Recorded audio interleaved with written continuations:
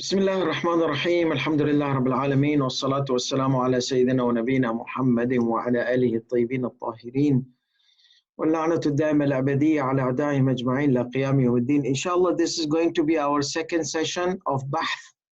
What we are trying to do here is we are trying to take the Bahth al-Kharij of Sayyid Alkhoei, the advanced level of Islamic, the analysis or the ijtihad of the rules, how Sayyid Alkhoei deduces the rules, the laws from its resources. So we started, this is our second session, and this is our second session basically, and we started with the first session. What are the evidences that the woman cannot be a marja? So she can be a mujtahid, because ijtihad is the level of knowledge. But then there is this issue of marji'iyya. So we discussed that the woman cannot be a marja, and we discussed the analysis of Sayyid Alkhoei, and I think maybe we might need to repeat this session of the woman cannot be a marja later on, but inshallah, this is going to be our second session, which is the Aalum. Now, the reason we are trying to take this is because most of the students who are following up these sessions they have studied Ilm al-Usul, Ilm al-Hadith, Ilm al-Rijal. They have studied the background of ijtihad lessons which we have given previously. So they are able to understand the analysis of Sayyid Alkhoei. And obviously we are taking the book of Taqleed, which was the Bahth al-Kharij, the advanced level of researches of Sayyid Alkhoei's lectures given to his students, and his students used to write the notes and they will bring it to Sayyid Alkhoei, and basically Sayyid Alkhoei would approve or disapprove or tell them to modify some areas, and then he will write a certificate that this book is okay according to his researches and according to his opinions.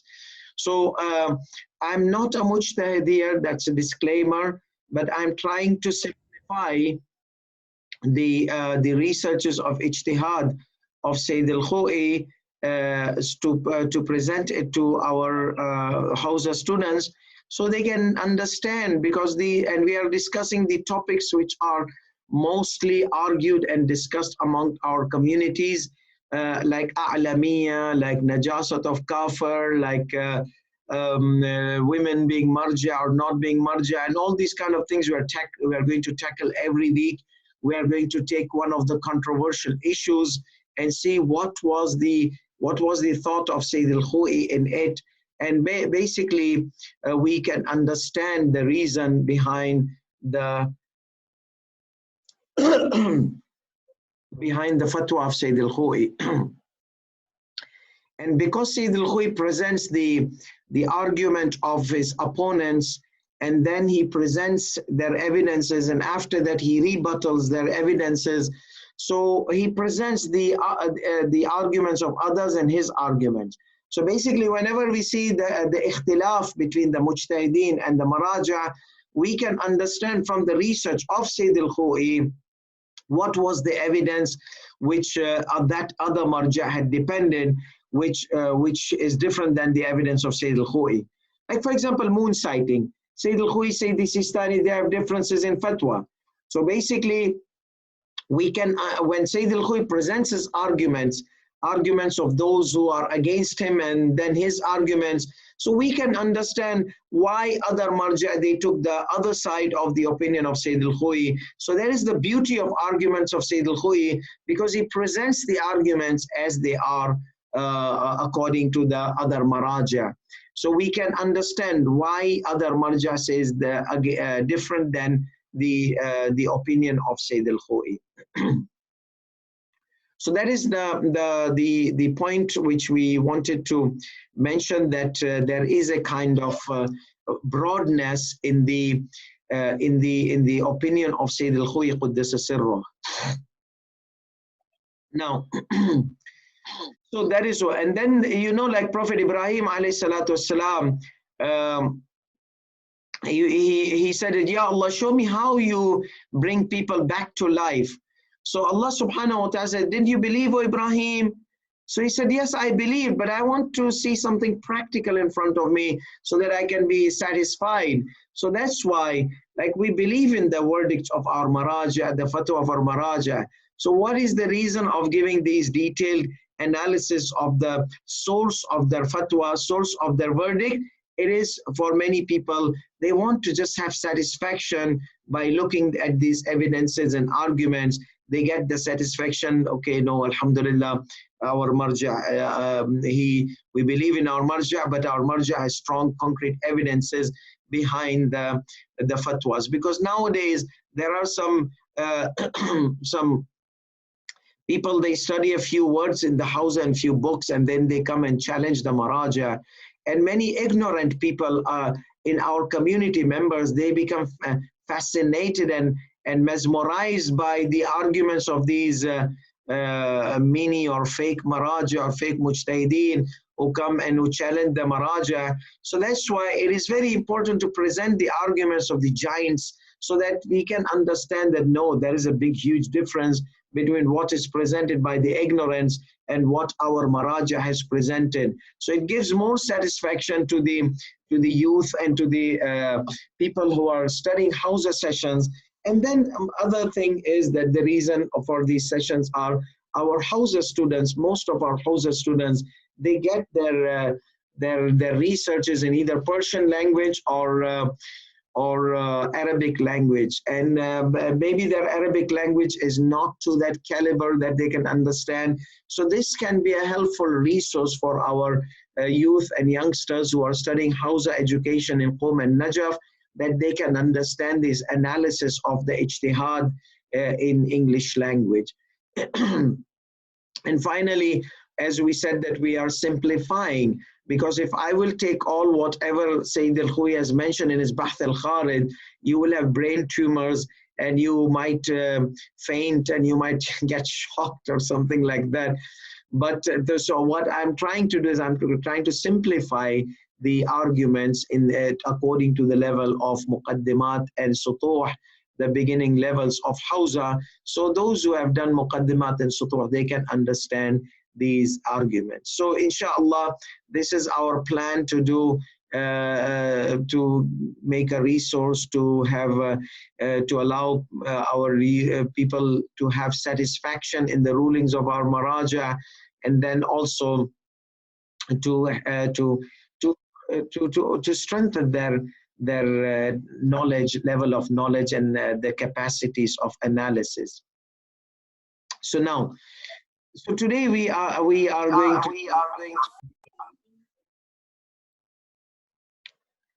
I'm going to share these slides, and for your information, these slides are not written in English. However, inshallah, Sheikh Maitham will help us write them down in English. So the slides will be available for those who need on our website, Al-Qaim Institute, in English. So basically, now I'm just going to go through the Arabic and explain it in English, so you all are able to understand the Bahth. So what is our session for today? Our session for today is, obviously, this is the second part of Bahth summary. First part was the marja'iyya of a woman, according to the Bahth al-Kharij. And then sometimes we will try to bring rebuttals of students of Sayyid Alkhoei in some of the arguments of Sayyid Alkhoei. So basically this Bahth is about Taqleed, and we are not going to talk about every single component of the Taqleed. As we mentioned, one of the hot topics is, why do I have to follow an A'lam? Why can't I follow just a non-A'lam, the one who makes my life easy? All these kind of questions are there in the air. So what we are trying to do is, we are trying to answer that through an academic research and an academic platform, so that our youngsters, they are able to understand the reason, they are able to understand the reason behind these arguments. Okay. So let me just put myself in the middle and put this, so in case if there are any questions, I can try to answer if on set it comes. Okay. So basically, Sayyid Alkhoei Quddas Sirru students, they have written the Bahth of Sayyid Alkhoei, and they are about 30 volumes. Like this Tawdih al-Masail, which you see in 1 or 2 volumes, they are initially argued and discussed by Sayyid Alkhoei Quddas Sirru in about 30 volumes. So these 30 volumes, and as I said, I'm not going to go through all of these. We are going to just discuss today the Bahth of A'lamiyya, that why A'lam? Why should a person do Taqleed of A'lam? Okay, that is the whole question today, and the answer will be the Bahth al-Kharij of Sayyid Alkhoei Quddas Sirru in a simplified form. So as I mentioned, Sheikh Maitham is going to put the English in its slot, but at this point, I'm just going to take the Arabic text and explain it in English. So he starts with the section in Tanqih, Sharh al-Urwat al-Wuthqa, volume 1. He starts with the commentary on the fatwas of Sayyid Yazdi al-Tabatabai, the author of al-Urwat al-Wuthqa. Urwat al-Wuthqa is the same like Tawdih al-Masail in Arabic language. It is like covering all the rulings, like Minhaj al-Salihin, like Tahrir al-Wasila of Imam Khomeini. So these books of laws, the ulamas, they had different names for it and different, but most of the chapters are in the same sequence. Like it starts from Taqleed and then purification and then Salat. But then they have the different methodology in arranging some of the rulings. So basically, like Minhaj al-Salihin of Sayyid Muhsin Hakim al-Tabatabai, which Sayyid Sistani commented, Sayyid Alkhoei commented, Sayyid Muhammad Sa'id al-Hakim al-Tabatabai, all these Maraja, they made their comments and published it for the use of the community members. Similarly, Wasilatul Najat was for Sayyid Abu al-Hasan al-Isfahani. That direction was taken by Imam Khomeini rahmatullah alayh. He wrote his Tahrir al-Wasila. So that means Tahrir Wasilat al-Najat. And Sayyid al-Gulpaigani, he had this Wasilat al-Najat similarly, but according to his comment. Then similar book like Minhaj al-Salihin, like Wasilat al-Najat, there was this Al-Urwat al-Wuthqa before. So our Maraja, they used to make their commentaries. If they want to give Bahth Kharij on fiqh, they will find Urwat al-Wuthqa is like a kind of Bible of law, which includes all from A to Z. So they will start doing their commentary on Wasilatun, on Al-Urwat al-Wuthqa. So so Sayyid Alkhoei will comment on Al-Urwat al-Wuthqa, and he will make his arguments in the footnotes. So basically, footnotes are the arguments of Sayyid Alkhoei, and he's like rebutting the author of the Urwat al-Wuthqa and mentioning what is his opinion and why. So وجوب تقليد الأعلم. He says هذا هو المعروف بين أصحابنا. He says this is known, this ruling is known in our scholars, ashabina, and our companionship, our fellows, like scholars. So sahib means companion. So the scholars, they call them ashabuna. That means Shia scholars.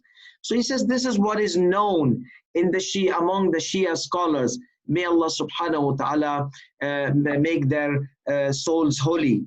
وعن ظاهر السيد المرتضى. Sayyid al-Murtada, you know, he was the marja before Sayyid Sheikh al-Tusi, before like about 1,000 years.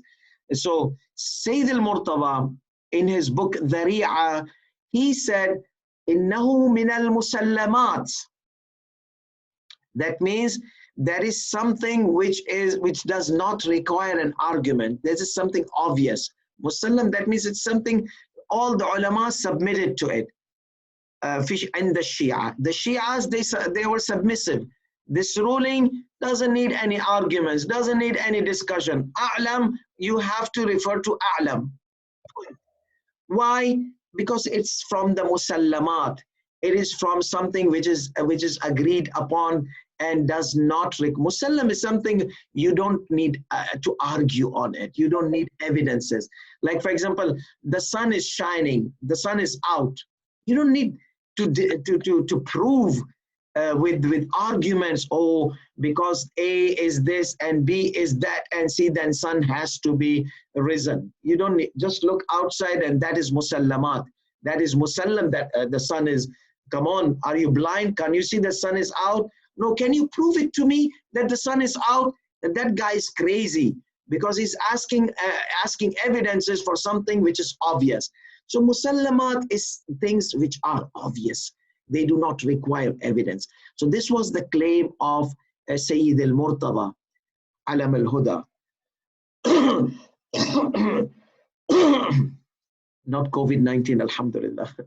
So Sayyid al-Murtada, he is buried there beside the haram of Imam Musa al-Kadhim alayhi salatu wasalam in Kadhimain. Anyhow, so this is one claim. Sayyid al-Alkhoei says that Sayyid al-Murtada's claim, it is from the obvious things, obvious rulings to the Shia. You have to do taqleed to the Aalum. You don't need any argument. بل عن المحقق الثاني الكركي العاملي. Al-Karaki is one of the giants. He was about in 900, year 900. He was one of the giants, and his arguments are also used in the arguments of scholars. Now, Muhaqqiq al-Karaki is not Karki. Like Karki is different in Urdu.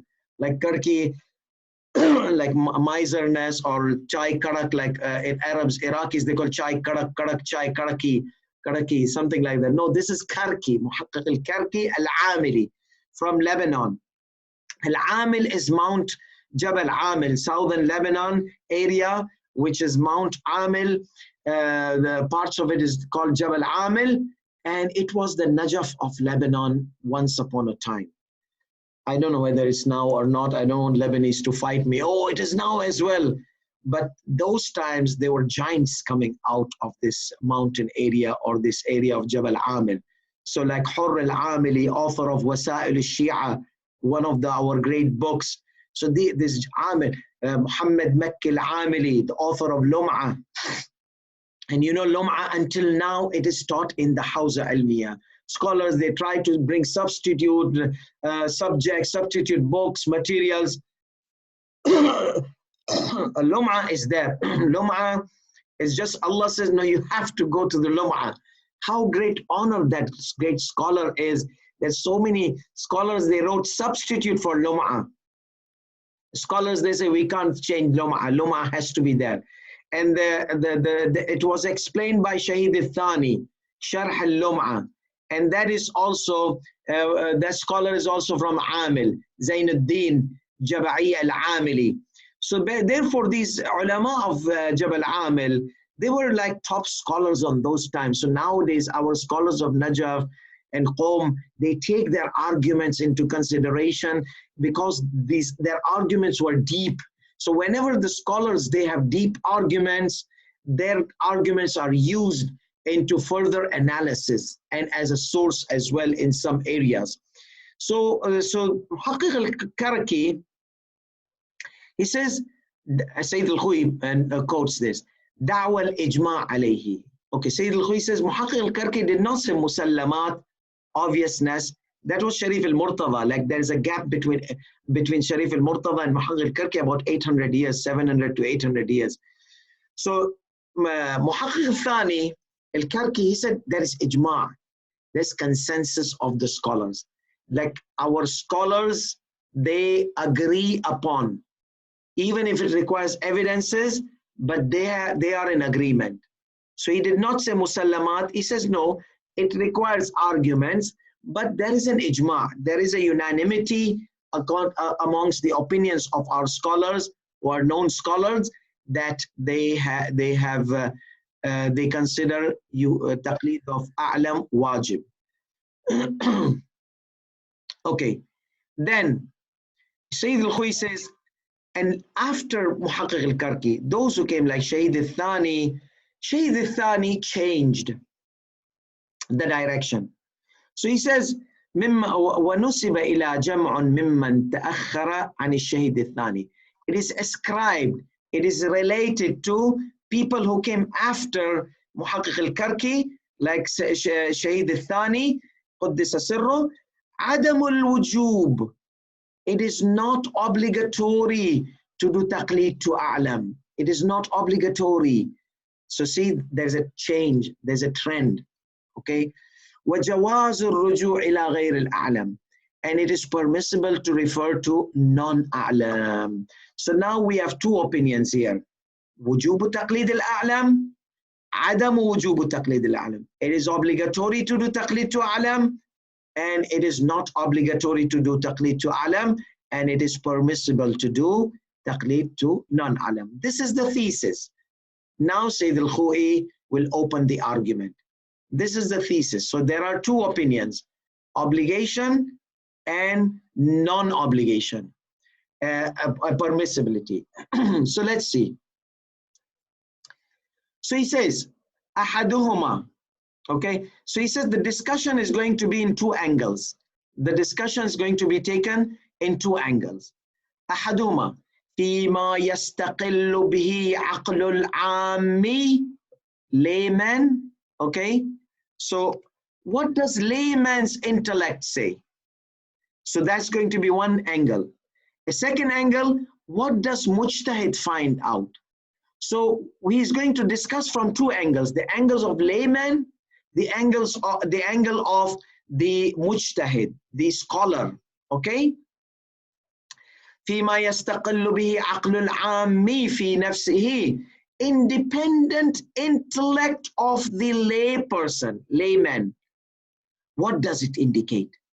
أي من غير تقليد في المسألة, without doing taqleed, without referring to the taqleed. So what does layman's intellect say?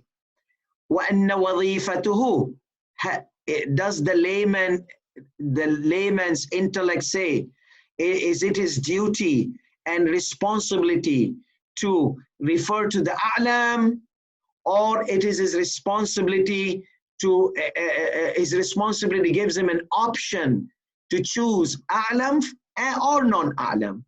So what does the intellect of layman tell him to do? Not taqleed. What does his mind say?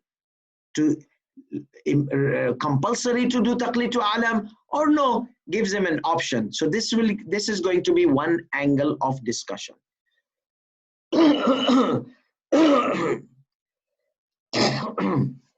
Sorry about that. I have a dry throat today. وثانيهما فيما تقتضيه وظيفة المجتهد. The second, what does the role of mujtahid, what does the duty of mujtahid indicate?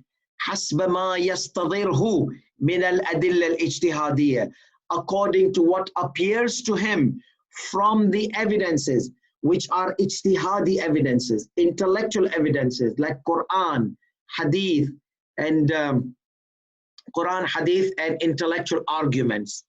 What can mujtahid understand? So, وَأَنَّهُ هَلْ يُمْكِنُهُ الْإِفْتَاء, can he give fatwa of permissibility to refer to non-a'lam, or no? He has to say you have to refer to the a'lam. وَأَنَّهُ هَلْ يُمْكِنُهُ الْإِفْتَاء, is it possible for him to give fatwa of permissibility بِجَوَازِ الرُّجُوعِ إِلَى غَيْرِ الْأَعْلَامِ, of permissibility in referring to non-a'lam, non-most knowledgeable, or no, his evidences indicate أو ليس له سوى الحكم, or no, he doesn't have any other option except for one ruling, that وجوب تقليد الأعلام, obligatory to do taqleed to a'lam. So this is where Sayyid Alkhoei starts the argument. Subhanallah. It's a very academic approach, but unfortunately, people, they don't appreciate our maraja. It's very academic approach. So he started from his thesis, okay? Then he said, we are going to discuss it from two angles. Then he starts discussing the first angle. أما المورد الأول. What was the mawrid al-awwal?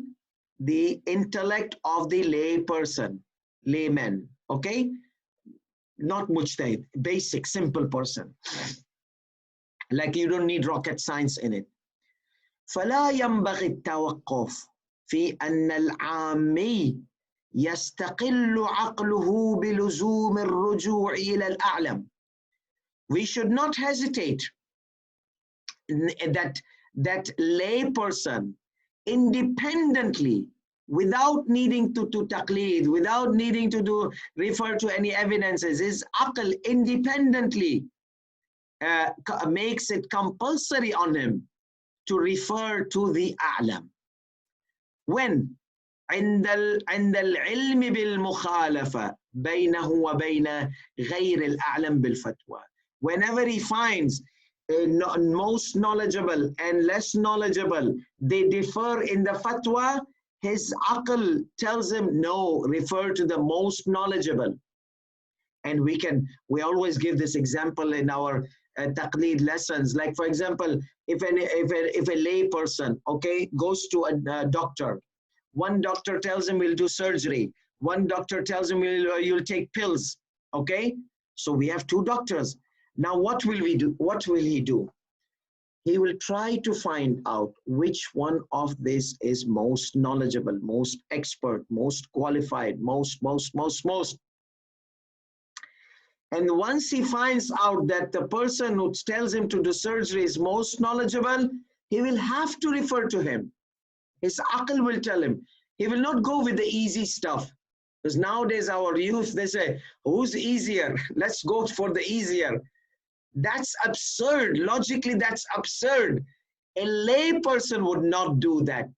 A lay person would go to the doctor who's not giving him pills, because surgery is like cutting off the stomach and tearing down, and a lot of issues are going to happen and a lot of complications, and it might backfire. But no, it is expert. I'm going to refer to the expert. So this is lay person's duty. And he will not go to the easiest, the one who gives him pills. No, he will choose the one, even if that expert is tough person, I'll go. However, if the expert is the one who tells you to take pills, you will go to and take pills and not mess up with your body, going to less expert. So therefore, this is an intellectual necessity to choose the a'lam, darura aqliya, okay, whenever there are differences. So whenever our maraja, they have differences, so obviously we will have to choose who is a'lam.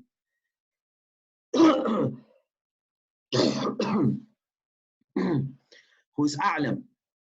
However, if you know that this doctor is telling you take pills, that doctor is telling you take pills, you will go to anyone. That doctor is telling you to do surgery, this doctor is, so you will choose anyone. Doesn't have any difference, doesn't have any impact, okay? Because they both are. But when they differ, when the maraja differ, that is the time where you have to choose the a'lam in the ruling, when they differ in the ruling. وَذَلِكَ, why, Sayyidina? لدوران الأمر بين أن تكون فتوى كل من الأعلم وغيره حجة خيرية. So there is a reason, they say. What is the reason? Because first of all, you have two options. You have either an option or either compulsory refer to the a'lam. What is the option? Either you do taqleed to a'lam or do taqleed to non-a'lam. That's an option. Okay, that is number one. Either you have an option, or either you are there is a compulsory. You are imposed to choose an a'lam by your intellect. So he says, وذلك لدوران الأمر بين أن تكون فتوى كل من الأعلم وغير حجة خيرية وبين أن تكون فتوى الأعلم حجة تعيينية. So what is تخييرية and ta'yiniyya? Takhiriyya, he says there are two probabilities. One of the probability is both are hujjah, the a'lam and non-a'lam. So if both are hujjah, you choose any one of them, eeny, miny, miny, mo, and presto, okay? Because both are hujjah, both are proof, both are going to relieve me from my liability. Mubri' lidh-dhimma. If both are mubri' lidh-dhimma, both, then I can choose, okay? So he says either this is the option both are hujjah, then a'lamiyya doesn't have any major role in it. Both are hujjah, both are hujjah. Or no, بين أن تكون فتوى الأعلم حجة عينية, or no, the fatwa of A'lam is a specified proof against me. So when A'lam's fatwa is there, I cannot refer to non-A'lam. So he says either it's option, hujjah, optional proof, you can choose anyone, or no, it's a specific proof for the A'lam only, you cannot go to non-A'lam. So either it's hujjah takhiriyya or hujjah ta'yiniyya. للعلم بجواز تقليد الأعلم على كل حال. In both cases, you have to do taqleed to A'lam. So there is one specific direction, do taqleed to A'lam. So it is permissible to do taqleed to A'lam, or it is wajib to do taqleed to A'lam. In both cases, A'lamiyya is specified, pinpointed, and there is a pinpoint on the A'lam. So he says, على كل حال. So he says, للعلم بجواز تقليد الأعلم. Even in the case of non-A'lam, if we say you refer to this or refer to that, we are giving permissibility to refer to A'lam in the hujjah takhiriyya, optional hujjah. When hujjah ta'yiniyya, specific hujjah, we are giving permissibility. Obviously, wujub has permissibility embedded in it. So in both cases, there is a permissibility towards the A'lam. In hujjah takhiriyya, there is a permissibility. You can refer to him, you can refer to the other. In hujjah ta'yiniyya, because it's permissible, because it's obligatory, that means indirectly, implicitly, it is permissible to refer to A'lam. Because it's wajib, so that is permissible. If it was not permissible, it would not have been wajib. نعم بجواز تقليد الأعلم على كل حال سواء استند في أصل مشروعية إلى الارتكاز وبناء العقلاء أم استند إلى دليل الانسداد. So regardless, you have to do تقليد الأعلم, whether you refer to the aql, intellect, the intellectual point of choice that you have to choose the A'lam, or no, you choose the probability, hujjiyat of the dhann, hujjiyat, proofness of the larger probability. So what is this dalil al-insidad? Dalil al-insidad, dalil means evidence, insidad, block, close. Okay, so what is this dalil al-insidad? Our ulama say the yaqeen is hujjah. Yaqeen is hujjah. Knowledge is hujjah. You need to focus on this point, okay? Because you might not have gone through this dalil al-insidad in your sessions of ilm al-usul. So let me clarify it. So ulama of ilm al-usul, they say dalil is hujjah. Yaqeen is hujjah. Certainty is hujjah. Certainty is proof. Shaykh al-Sadr mentioned in his halaqat, you cannot take the proof away from certainty. Certainty comes with the hujjah. They are two faces of one coin. One side is hujjah, one side is certainty. If you are yaqeen, it is proof. You cannot say, I know this is haram, but it is not proof against me. Ah, you're joking. You're joking. You're fooling yourself. Okay? If you say, I know it's haram, then you need to avoid it. So it's hujjah. It's proof against you.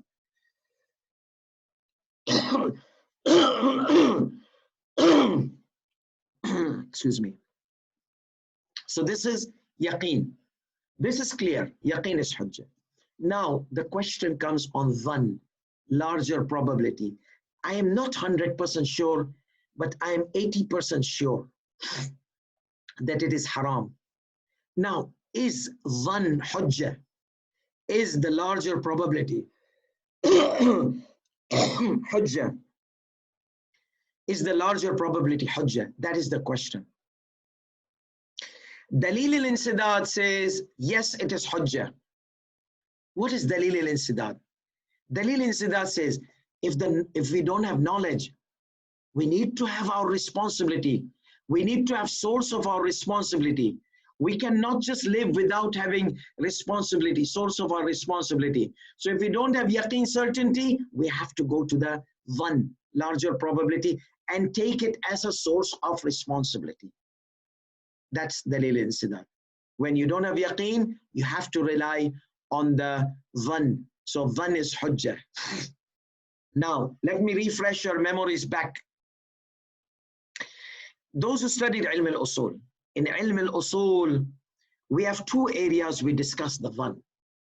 One place we say dhann is not hujjah.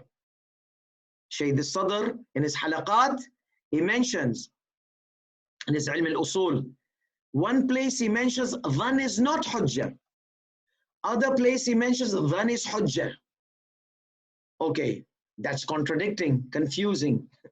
It's not contradicting. Those who remember, I will mention.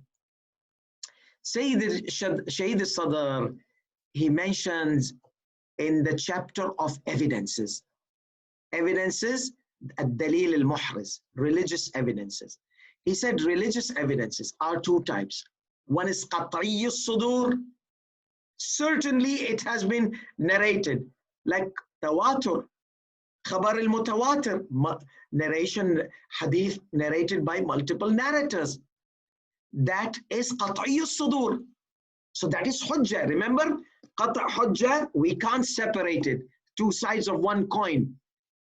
Quran, qat'i al-sudur. Quran has been narrated by hundreds and thousands since the time of the Prophet ﷺ in a narrated form. Written form was few, but narrated form was very strong. So Quran is a narration, narrated by hundreds and thousands of narrators. They memorized and they passed it to generations after generation. So Quran is qat'i al-sudur. Qat'i al-sudur means it has been issued certainly by Allah subhanahu wa ta'ala or by the religious authority. So its issuance is certain. We don't doubt in it. So Quran and Hadith mutawatir, certain. Hujjah, qata'. Now we come to the other part. The dhann, narration narrated by one person. If you recall, the argument was like this. Dhann laysa bihujjah. Dhann is not hujjah. Larger probability is not hujjah. If someone narrates a narration, there's a probability he might made a mistake. He's a human being. He's susceptible to make errors. So he might made a mistake. So dhann laysa hujjah. Dhann is not hujjah. Unless, so there is unless. What unless, Sayyidina? Unless if the religious authority says, I'm going to take the responsibility of your dhann, you can rely on the dhann. So why am I taking on some types of dhann? Because Sharia told me. Otherwise, Quran tells me, Inna dhanna la yughni min al-haqqi shay'a. Dhann does not give you any truth, any knowledge. It gives you only probability. But if Sharia, if my religious authority is willing to take the responsibility of relying on dhann, then only I can take the dhann. So is there any evidences? Yes, we discussed in ilm al-usul, we discussed there are evidences which supports the dhann, the narration of trusted person, that not every dhann, certain dhann are supported by religious evidences, religious authority. So Sharia tells me, take the narration of trustworthy person, khabar al-thiqa hujjah, khabar, narration, thiqa hujjah, narration of trustworthy person is hujjah. Take his narration. So that means I have to rely on the narration of one person. Though it's a dhann, it's one person. Yes, but Sharia told me take. Like for example, if somebody tells me there's a najasa here, one just person tells me there's a najasa. Can I rely or not? You have to rely. Why? But he's one person. There's a probability he might have made error.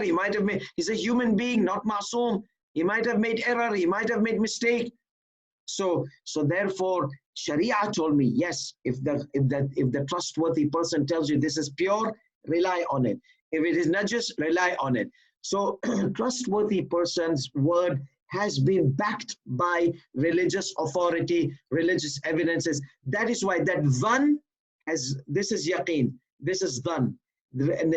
Depending on the narration of trusted has been raised to the level of yaqeen by the sharia, by the religious authority. So that is why dalil al-insidad is to take dhan. Now this was where in the evidences, Shaykh al-Sadr said, dhan laysa bihujjah. Dhan is not hujjah unless if religious evidences indicate that it is proof, then only I can consider it proof.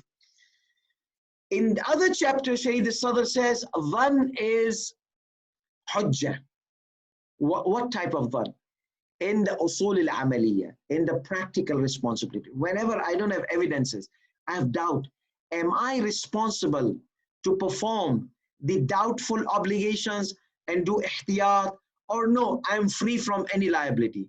Shaykh al-Sadr had mentioned, according to my teacher, Sayyid al-Ustad, Sayyid, my master teacher, he said he had this maslak haqqut ta'a. That means the responsibility of Allah subhanahu wa ta'ala, even in the doubtful doubtful obligations, doubtful responsibilities, I have to perform it. But Sayyidina, we said dhan laysa hujjah. Yes, that is in the dalil area. But here, whenever I doubt, am I responsible for doing a doubtful, like for example, I'm doubting in Salatul Eid. Is it wajib on me or not? According to this maslak haqqut ta'a, Sayyid Alkhoei's methodology, you are responsible to perform every doubtful obligations. But it's not yaqeen. It's ihtiyat. You have to perform ihtiyat. Unless, this is opposite, unless if Sharia tells me, I'm not interested in your ihtiyat. And Shaykh al-Sadr says, Sharia mentioned, there are religious evidences mentioning Sharia is not interested in ihtiyat in certain areas. So wherever Sharia has told us, I'm not interested in your ihtiyat, you are free. You don't have to do precaution in doubtful responsibilities. However, whenever there are areas Sharia has not exempted you from ihtiyat, you will have to perform this ihtiyat. This is Shaykh al-Sadr. I'm going to upload this session, inshallah, on YouTube. Please go through it again and again. This was Shaykh al-Sadr, and make notes of it as well. Okay, this will be very helpful to you. So this was Shaykh al-Sadr, dealing with dhan. Dhan, larger probability in adillah, it is not hujjah unless if Sharia tells me. In the absence of evidences, when I'm doubting, it is wajib upon me or not? He says, yes. Since you're doubting, since you have probability, even minor probability, you have to perform it based on ihtiyat, unless if Sharia tells you Sharia is not interested in your ihtiyat. So that is what I wanted to mention here. Dalil al-insidad is like whenever there is no source of knowledge, yaqeen, certainty, then we have to depend on dhan. But as I mentioned, there are areas of dhan, it is hujjah, there are areas of dhan, not hujjah. This topic, dalil al-insidad, by itself is argued vastly upon the maraja. I just wanted to give you a gist of dalil al-insidad.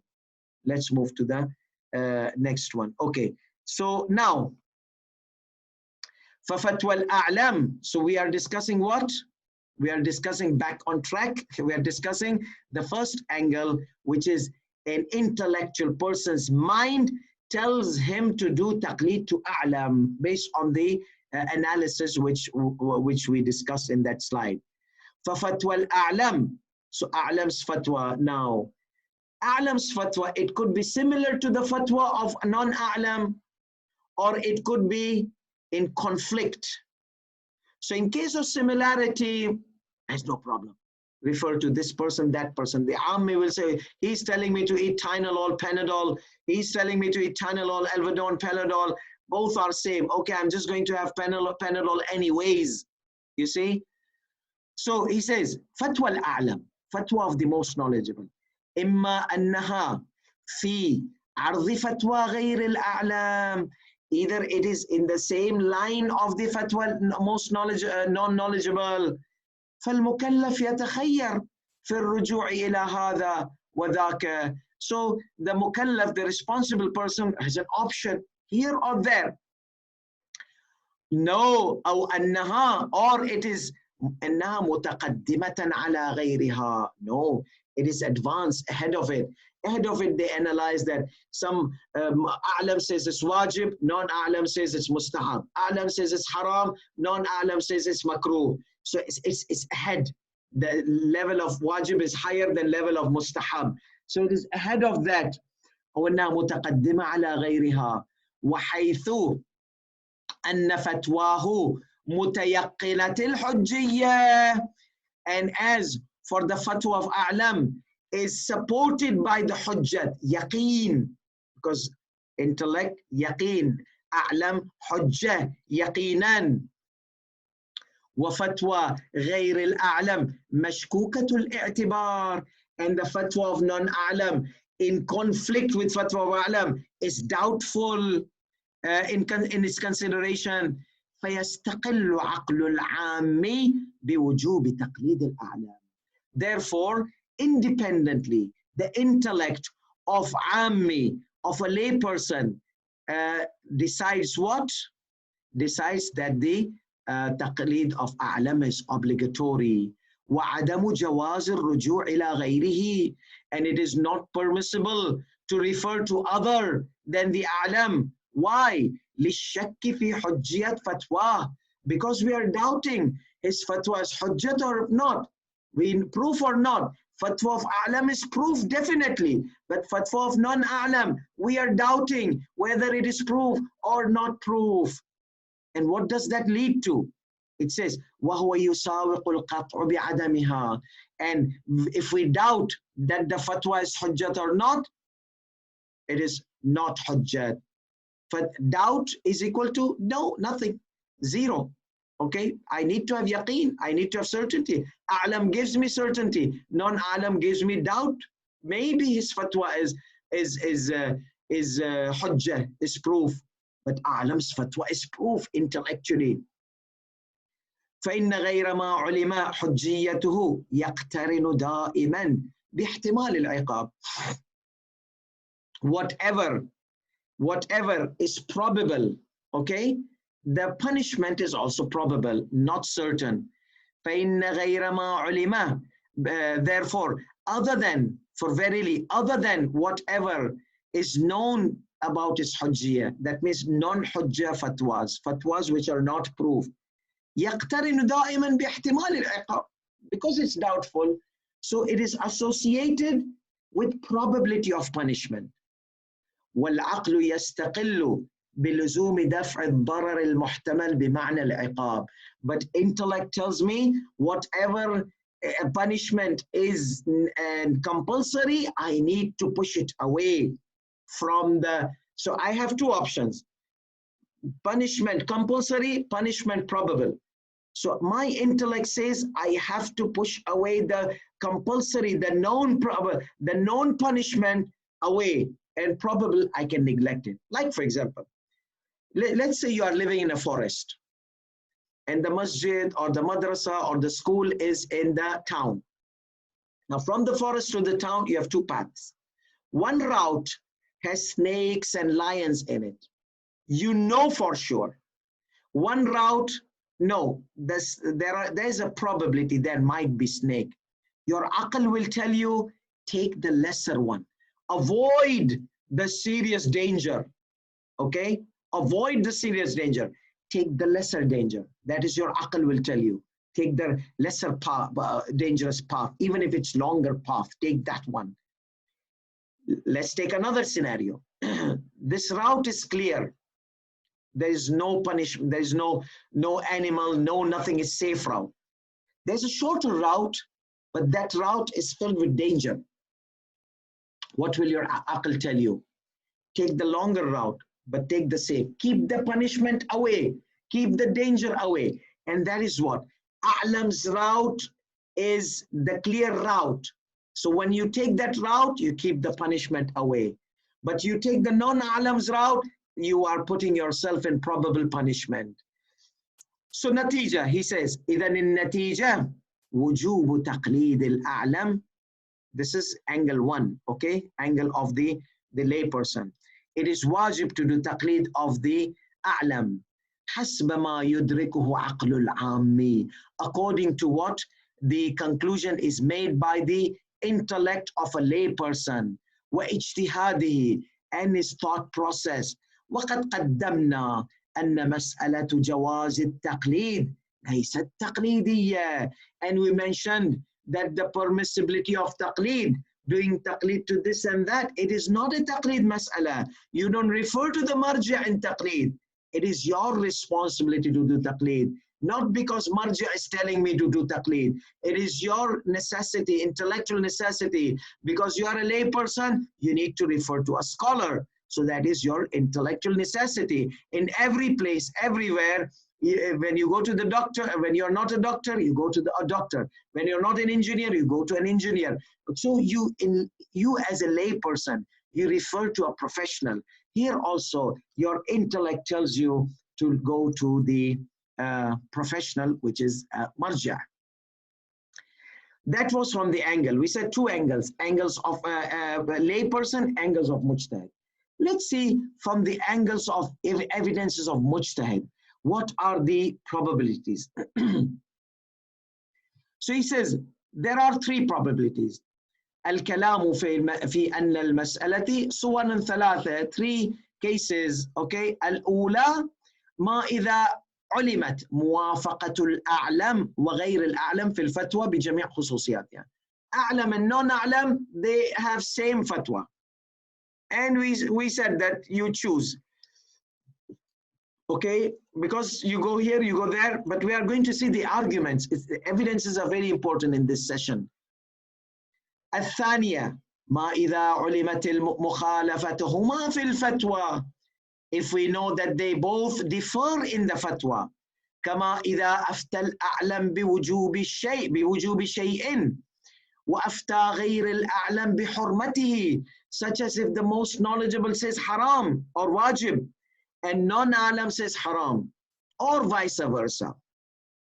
So a'lam says wajib, non-a'lam says haram, or non-a'lam says permissible. So who will you follow? الثالثة ما إذا شككنا في ذلك ولم يعلم موافقتهما أو مخالفتهما. This is like main scenario for many lay people.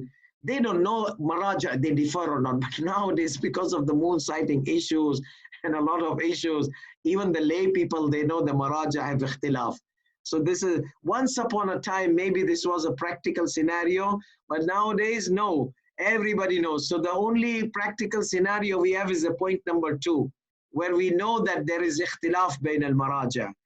So, ma idha shakakna fi, we doubt whether they are different or not, whether they are agreeing or disagreeing. Let's see this slide. So first scenario. First scenario is easy, but we are going to see the evidences. Argument. أما الصورة الأولى, as for the first scenario, first case, I mean, this words of Sayyid Alkhoei. I mean, Suratul Ilmi bil Muwafaqah, when I have knowledge that they both agree. فهي وإن كانت من الندرة, he said, though it is very rare scenario to find maraja not having differences, okay? It's very rare case. بمكان إلا بندرة بمكان, it's very rare to be found. إلا أنها لو اتفقت, however, he says, if it was found that the maraja, they agree, لم يجب فيها تقليد الأعلم بوجه. In any way, تقليد الأعلم, most knowledgeable persons, taqleed is not obligatory, would not be obligatory in it. Why, Sayyidina? Why? We want to learn the argument, Sayyidina. وذلك لأن الحجية على ما تقدم من أدلتها إنما ثبتت لطبيعي فتوى العالم أو الفقيه على نحو صرف الوجود. نحو صرف الوجود. That means, he says that the proof we have mentioned previously, the evidences of taqleed. These evidences focus on what? Focus on the nature of the fatwa, of a knowledgeable person or a faqih, jurist, in a way that it exists. Once the fatwa is existing, I have to follow the fatwa. Okay? Fatwa existed from this marja, that marja, they both are same. Follow anyone. The main thing is fatwa existed. Mere existence of fatwa is what is indicated from the evidences. The evidences does not mention a'lam, non-a'lam, the religious evidences. The religious evidences mentioned, you have to refer to a knowledgeable person who is alim, who is jurist.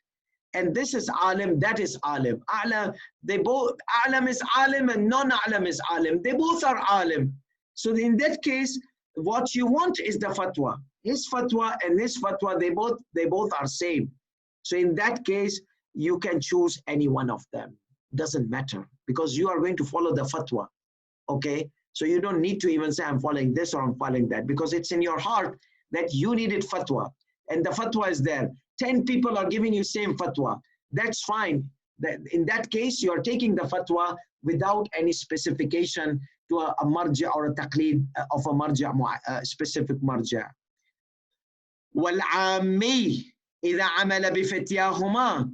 And the layperson, if he does apply according to the fatwa of one of them, then he is applying the fatwa of other as well. So he is implementing بفتياهما فقد عمل طبق على طبق فتوى الفقيه.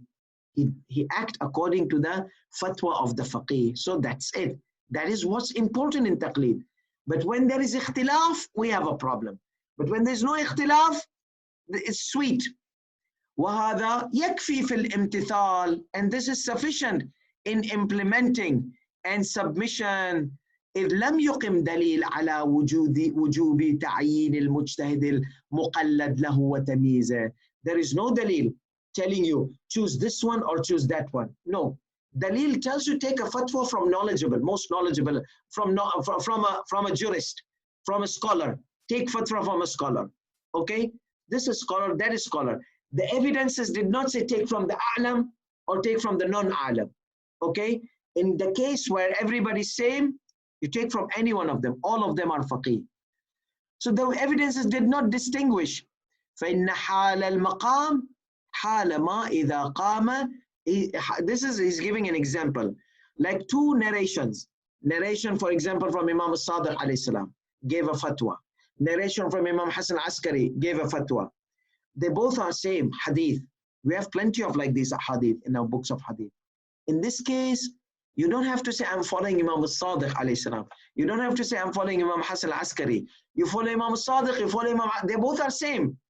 So you just say, I'm following my Imam alayhi salam. And that's it. You see? So the example of two mujtahid have similar fatwa is same as two narrations having similar content. فَإِنَّ الْمُجْتَهِدْ إِذَنْ أَفْتَى بِالْوُجُوبِ. If a mujtahid gives fatwa for obligation, مستندا إلى الجامع بين الخبرين, depending on a common point from both narrations, فقد استند إلى الحجة. He depended on a proof, depended on a hadith. وعمل على طبقه. Now the mujtahid doesn't need to say I refer to Imam Sadiq's hadith alayhi salam or Imam Hassan al-Askari.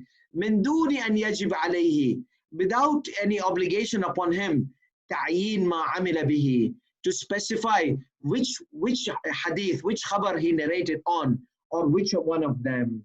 And I'll just end with this second and finish because the time is finished. وَأَمَّا الصُّورَةَ الثَّانِيَةَ أَعْنِي بِالْمُخَالَفَةِ. And in the second scenario, the first scenario, they don't have any difference. The first scenario, no differences. Second scenario, there is a difference between both of them. So in that case, what should I do?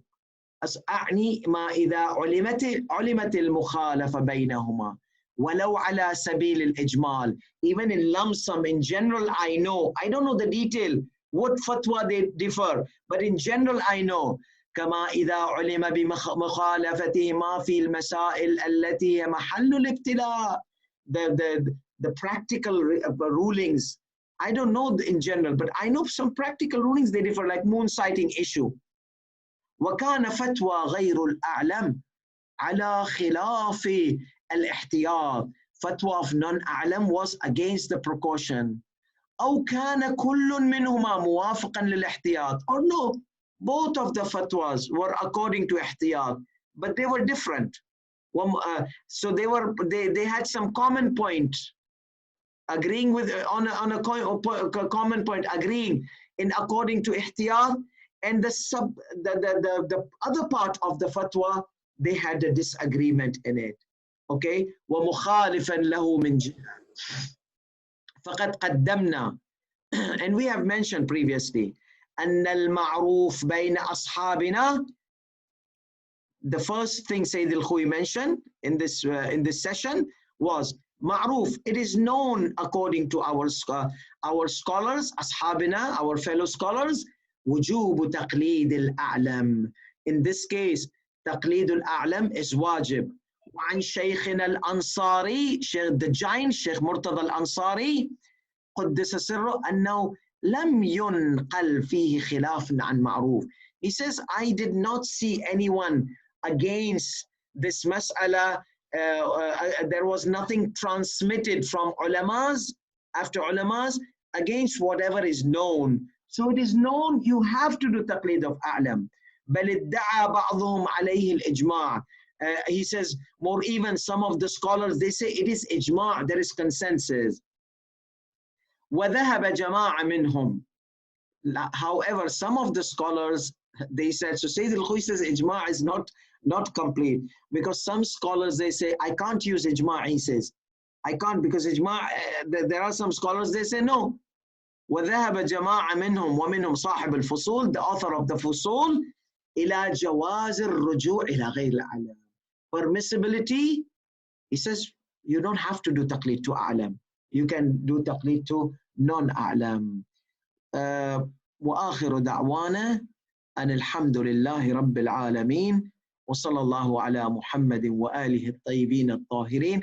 I will end here, and inshallah next week we will complete, and we will say what are the evidences of those scholars who say a'lamiyat is not wajib. So now you can see some scholars nowadays also basically in the Hausa they say the marja who's a'lam, he will say you have to follow a'lam. The marja who's not a'lam, he says you can follow non-a'lam. That is the people they talk. But we are seeing there's an academic issue here. Okay, it's not just like a marja who feels a'lam, who will say follow a'lam. Like for example, Sheikh Sayyid Mar'ash al-Najawi rahmatullah alayh, he was one of those who said a'lami is not wajib. Okay, and there are many new ulamas, new maraja, who consider themselves they cannot conflict, say the Sistani's giant position. Okay, so they say a'lamiyat is not wajib. But it's not because they are not a'lam, they say a'lamiyat is not wajib. To them, the evidences of non-a'lamiyya is more stronger, because Sayyid Alkhoei is presenting. Now let me tell you one thing about Sayyid Alkhoei's argument. Whenever Sayyid Alkhoei will present his argument, he will present both sides academically and sincerely. Until the talaba, the Hausa students, Sayyid Munir al-Khabbaz says, the Hausa students would think that, oh my goodness, Sayyid Alkhoei is against his fatwa. His fatwa is thing, and he's supporting the argument of his opponents. So he will convince the talaba in the argument of his opponent. And then he will come and shatter everything here and there with his argument and stay firm on his argument. So that was the methodology of Sayyid Alkhoei, to present the arguments of opponent as it is and convince the students that this is the right path. And then he will come and shatter the whole thing. So we have not continued, inshallah. Next week we are going to continue part 2 of this bahth of Sayyid Alkhoei. Hopefully you benefited, and if there is any questions regarding to this, please feel free to